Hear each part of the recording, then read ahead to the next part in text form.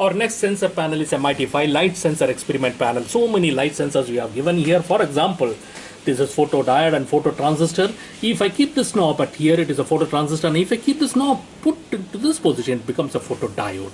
We have got a LDR. LDR output is here. We have got a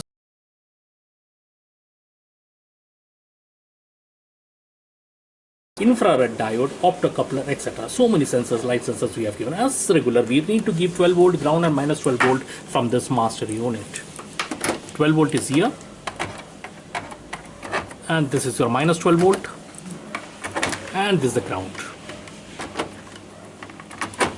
So I'm just showing one experiment out of this. I've got a manual here. Very nicely we have given all descriptions about various sensors like photodiode, phototransistor. This has come now. Just I opened the wiring sequence is also given here, and for phototransistor I'm just putting this knob to this position. Like this is phototransistor, and if you make it like this, it becomes a photodiode. So the theory why it happens, because a transistor is a 3-terminal device, correct?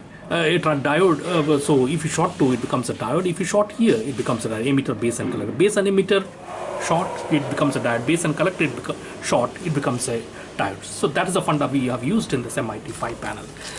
And just I will connect this one. Here it is written short for manual operation, and here also it is written for intensity control like this. Correct? And you will ask me whether the lamp will glow. 12 volt 2 watt lamp is given, it will glow. Yes, it glows. Yes, see, this is the glow. And this sensor required this lamp. All the sensor which I have told you, solar cell, LDR, photodiode, phototransistor, this requires a lamp. The other sensor doesn't require, the bottom sensor doesn't require a lamp. That is why it is split into 2 sections. The output is here. The output of photodiode and phototransistor is here. I'll connect it to this DPM, digital parameter, and this is the ground. I'll take a black patch cord to connect the ground.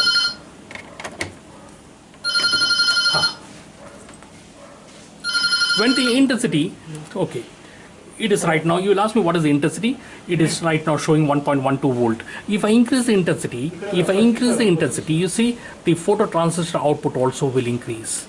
It is increasing. As the intensity of this bulb increases, the output of this phototransistor increases. One important question you will ask me, what is the difference between phototransistor and photodiode?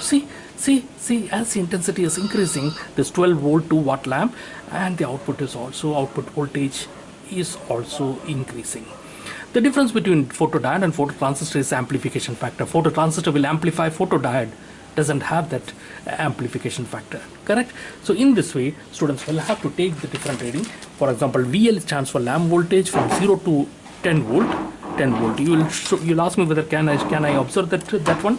Yes, we have to make this put into the 20 volt position, and VL. So it is up to maximum is 0 from 0 to 10.5 volts, from 0 to 10.1. So students will have to take at different intervals. For example, 1 volt, they have to take a 2 volt, they have to take a 3 volt, and check the output. At 3 volt, the output is 1.1. At 4 volt, the output of phototransistor will be some 1.1. So like that, they have to take the different readings. VL stands for lamp voltage across lamp.